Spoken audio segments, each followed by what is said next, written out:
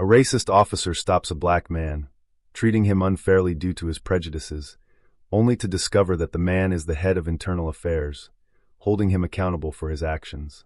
This encounter teaches a powerful lesson about justice and the consequences of bias. Before we dive into the story, please click on the like button and subscribe to our channel for stories that challenge us, inspire us, and remind us of what we're capable of when we stand for what's right. As the sun began to set over Sacramento, casting golden and amber hues across the sky, Charles Vans was driving home after a tiring day at work. His car hummed softly as he adjusted the air conditioning, eager to relax. The radio played gently in the background, providing a calm contrast to the busy streets around him. When Charles approached an intersection, the light turned yellow, so he slowed down, but by the time he reached the line, it was already red. Suddenly, flashing red and blue lights appeared behind him, followed by the loud sound of a siren. Charles checked his rearview mirror, his brow furrowing as he pulled over to the side of the road and rolled down his window.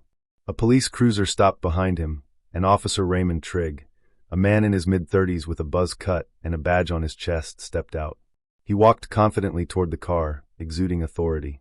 "License and registration," Officer Trigg commanded, his voice firm.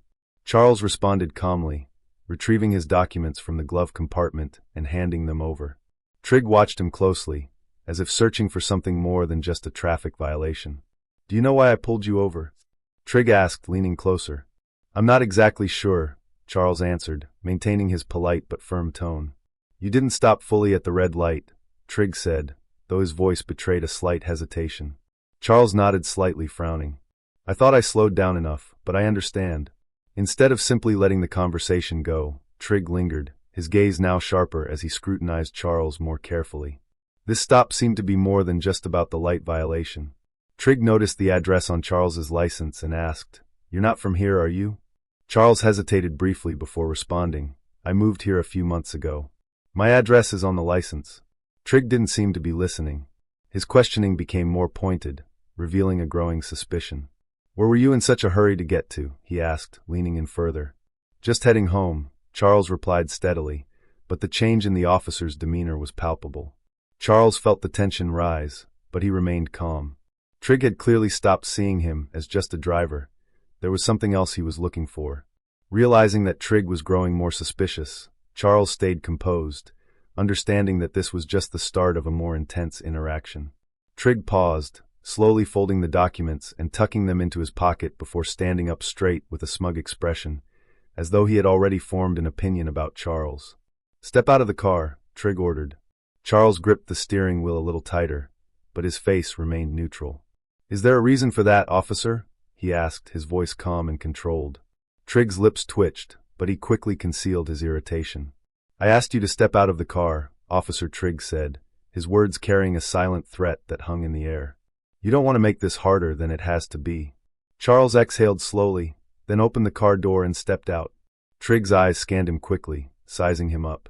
Charles was taller than the officer, with broad shoulders, yet his demeanor was calm and unthreatening. His tailored suit and polished shoes suggested someone professional and meticulous, but none of that seemed to matter to Trigg. "Hands where I can see them," Trigg ordered, gesturing toward the front of the car. Charles obeyed, his movements deliberate and controlled. "Is there something specific you're looking for, officer?" Trigg gave a faint smirk. "Just routine. We've had some incidents around here. You can never be too careful." Charles turned his head slightly and met Trigg's eyes. "Incidents involving men in business suits driving sedans? Or does this have more to do with something else?" The question hit its mark, and for a moment, Trigg's composure wavered. He straightened, his hand moving toward his belt, more out of reflex than need. "Watch your tone," he said, his voice hardening. "I'm simply asking a question," Charles replied. There was no defiance in his voice, just a quiet firmness that seemed to unsettle Trigg. The officer leaned in closer, his eyes narrowing. "You seem awfully familiar with how this works. Got something to hide?" Charles let the silence stretch for a moment before answering. "No, officer. I just believe in being clear about the reasons for an interaction like this. Transparency, you know?" Trigg scoffed but didn't respond. Instead, he stepped back and paced in front of the car. The dynamic between them was shifting in ways Trigg couldn't understand. Charles wasn't reacting like most people would.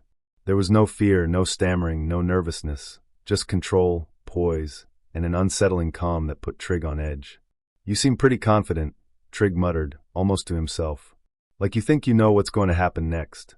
Charles didn't take the bait. Instead, he tilted his head slightly. "Confidence isn't the issue here, officer. Respect is." Trig froze for a moment, then turned back to face him. The smugness was gone, replaced by something sharper, almost defensive.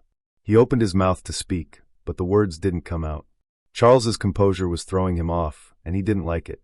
As the silence stretched, the tension between them felt electric, and Trig realized this situation wasn't going to play out the way he'd expected. But instead of backing down, Trig pushed forward. The real test was about to begin. He tapped his fingers against the holster on his belt, frustration barely concealed. He wasn't used to being challenged, especially not by someone who looked like Charles. His gaze flicked to the sedan, as if searching for a justification that hadn't yet come to him. "Turn around and place your hands on the hood," Trig commanded, his voice sharp. "I need to check for weapons." Charles raised an eyebrow, his tone incredulous but still controlled. "Weapons," he repeated. "Do I look like someone who's carrying a weapon?" Trig's jaw tightened, and for a moment his composure cracked. "I'm not going to ask you again." Charles hesitated, a flicker of something unreadable crossing his face. Then, without a word, he turned and placed his palms flat against the hood of his car. Trig approached, the sound of his boots crunching on the asphalt breaking the uneasy silence. The officer patted Charles down in quick, rough movements, his hands lingering just a little longer than necessary. It wasn't just a search, it was an attempt to assert dominance. Charles didn't flinch, stiffen, or even shift under Trig's invasive scrutiny. He remained perfectly calm, unaffected by the officer's attempt to provoke a reaction. "You're clean," Trig muttered, stepping back. The words sounded reluctant, as if he was frustrated that he hadn't found anything to justify his suspicions. Charles turned to face him, his expression still calm, but his eyes sharp. "Of course I am," he said simply. "Now, officer, if you're done." "I'm not done," Trig interrupted, his voice rising slightly. His words came out too quickly, betraying his need to maintain control. "You seem to know a lot about what I can and can't do. Care to explain why?" Charles folded his arms, his posture relaxed despite the palpable tension between them. "I've had my fair share of interactions with law enforcement," he said. "Let's just say I've learned a lot over the years." Trig's eyes narrowed. "Is that so? You a lawyer or something?" Charles smiled faintly. "Or something." The ambiguity in his answer seemed to frustrate Trig even more. He stepped closer, invading Charles's personal space. His voice dropped to a near growl. "Listen, you think you're smarter than me? Think you can talk your way out of this?" Charles met his gaze steadily, unflinching. "I don't think anything, officer. I just believe in fairness, and so far, I'm not seeing much of it here." His words hung in the air like a challenge, and Trig took the bait. "Fairness?" Trig scoffed. "You think fairness is what this is about? People like you." He stopped abruptly, the words lingering in the air, unfinished. Though they hadn't fully escaped, Charles noticed the shift. His posture subtly adjusted, signaling he'd caught exactly what Trig had left unsaid. "People like me?" Charles repeated softly, his voice charged with meaning. Trig bristled, stepping back as if realizing he'd crossed a line. "You know what I mean," he muttered, but his tone lacked the conviction it had earlier. "I think I do," Charles replied quietly, his calmness now razor-sharp. "And I think we both know this stopped being about a traffic violation a long time ago." Trig opened his mouth to respond, but no words came. For the first time, he looked uncertain, unsure of how to proceed. The balance of power was shifting, and he could feel it. But the defining moment was yet to come. Charles's voice broke the heavy silence, steady and unyielding. "Officer, I think it's time you know who I am." Trig's brows knitted, his irritation resurfacing. "I don't care who you are," he shot back, though the faint crack in his tone suggested otherwise. Charles reached into his pocket, his movements slow and deliberate. "I'm reaching for my badge," he said calmly, watching Trig's hand twitch near his holster. "No need for theatrics. I want you to see it." The words hung in the air, heavy with unspoken tension. Trig's eyes followed Charles's hand as he pulled out a leather wallet, flipping it open to reveal a gleaming badge. "Charles Vans," he said, his tone as casual as if introducing himself to a neighbor. "Head of Internal Affairs, Sacramento Division." Trig froze. His eyes flicked between the badge and Charles's face, searching for any sign that this was a joke. But there was no humor in Charles's expression, only quiet authority and a hint of disappointment. "Internal Affairs?" Trig repeated, his voice cracking slightly. Yes, Charles interrupted, saving him the trouble of finishing the thought. I oversee officer conduct. My job is to ensure that people wearing this badge uphold the integrity and values. Trigg's face paled as his confident demeanor unraveled before him. He took a small step back, his hand falling away from his belt, as if the weight of his authority had suddenly become unbearable. Charles moved forward, closing the gap that Trigg had instinctively created. Do you know what the most troubling part of this interaction has been, Officer Trigg? Charles asked, his voice calm but cutting. Trigg didn't respond. He looked like a man who had realized he'd stepped into quicksand and had no idea how to escape. It's not the profiling, Charles continued, his voice steady, though that's bad enough. It's not the baseless escalation either. It's the fact that you've done all of this without even realizing who you were talking to. You assumed that I wouldn't know my rights, that I wouldn't understand the laws you're sworn to uphold.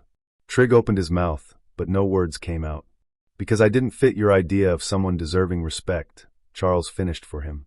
His words weren't angry, but carried the weight of an accusation.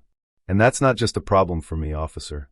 That's a problem for everyone you encounter in this uniform. Trigg's shoulders sagged slightly, the full weight of Charles's words landing on him. He glanced down at the badge in Charles's hand again, as if hoping it might disappear if he didn't look too closely. Charles stepped back, allowing Trigg a moment to breathe, but his voice remained sharp. Here's what's going to happen, Charles said. You're going to take a step back, return my documents, and think very carefully about what you say next. Trigg hesitated, clearly debating whether to push back or comply. The momentary pause cost him. Charles's voice dropped slightly. You're going to hear from me again. Not as a driver you stopped on the side of the road, but as the man who decides whether you're fit to wear that badge. Trigg swallowed hard, his face reddening as the weight of the moment sank in.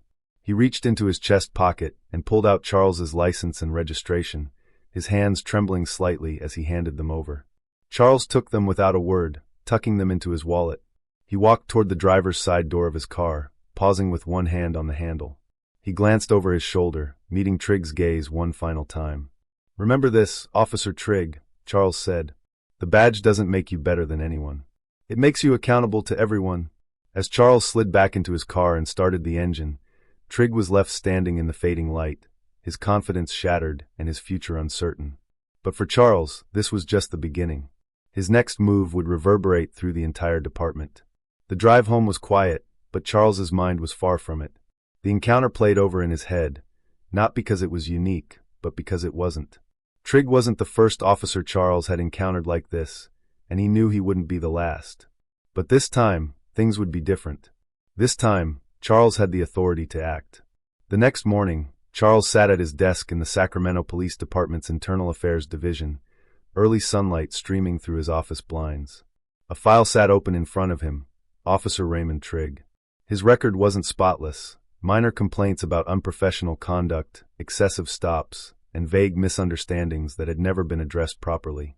Charles leaned back in his chair, fingers steepled, contemplating the broader implications. Trigg wasn't an isolated case. He was a symptom of a larger problem, and Charles was determined to address it head-on, not with temporary fixes but with lasting solutions. His thoughts were interrupted by a knock on the door. Stella, his assistant, entered with a stack of reports. Morning, Mr. Vans. Here's the summary of last month's misconduct cases. Also, Chief Lucas wanted me to remind you about the department review next week. Charles nodded, taking the files from her. Thanks, Stella. Can you also schedule a meeting with Chief Lucas for this afternoon? There's something I need to discuss with him. Stella paused, sensing the gravity in his voice. Of course, she said before leaving the room. Charles returned to his desk, but his thoughts weren't solely on Officer Trigg anymore. This was bigger than one man. It was about a culture that allowed someone like Trigg to feel justified in his actions. Charles knew that culture began at the top. Later that afternoon, Charles sat across from Chief Lucas in a conference room. Lucas, a seasoned officer with salt and pepper hair, listened intently as Charles explained the traffic stop. I could have brushed this off as just another bad interaction, Charles said, his voice steady. But that would have been a mistake. Trigg's behavior isn't an isolated issue. It shows how much work we still need to do. Lucas rubbed his temples, exhaling slowly. This isn't the first time Trigg's name has come up, he admitted. But we've always handled it quietly, internally. And that's the problem, Charles replied. Quiet doesn't solve anything. It allows these issues to keep happening. It's time to be loud.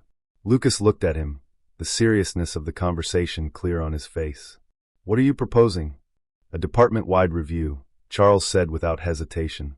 "Not just of individual officers, but of our training, our protocols, and our accountability systems. We can't keep sweeping this under the rug. If we don't hold ourselves to a higher standard, how can we expect the community to trust us?" Lucas leaned forward, his hands clasped on the table. "You're going to ruffle some feathers with this." "Good," Charles responded firmly. "It's about time someone did." The following weeks were a whirlwind of meetings, interviews, and reports. Charles worked tirelessly, compiling data, speaking with officers, and holding public forums to hear directly from the community. The Trigg incident became a catalyst for change, forcing the department to confront its flaws head-on. Trigg faced an internal hearing, and Charles made sure his involvement was known. He sat across from the officer during the proceedings, watching as Trigg struggled under scrutiny. The hearing resulted in a suspension, but Charles knew that the true victory wasn't in punishing Trigg. It was in preventing the next Trigg from emerging. Months later, Charles stood at the podium of a community event, addressing officers, city officials, and local residents. He didn't focus on blame, but on responsibility, the shared duty to create a system that worked for everyone. His words weren't just a call for accountability, but a promise of change. "Justice isn't just about catching the bad guys," Charles said, his voice resonating through the hall. "It's about ensuring the people sworn to protect and serve do so with integrity, fairness, and respect for everyone they encounter. That's the badge I believe in, and that's the badge we're building here, together." The applause was thunderous, but Charles didn't linger on it. For him, this wasn't the end of the story. It was the beginning of a better one. As he stepped down from the podium, he glanced at the faces in the crowd, some skeptical, some hopeful, but all listening. He knew change wouldn't come overnight, but it would come. And for now, that was enough. If this story resonated with you, share it with someone who needs to hear it.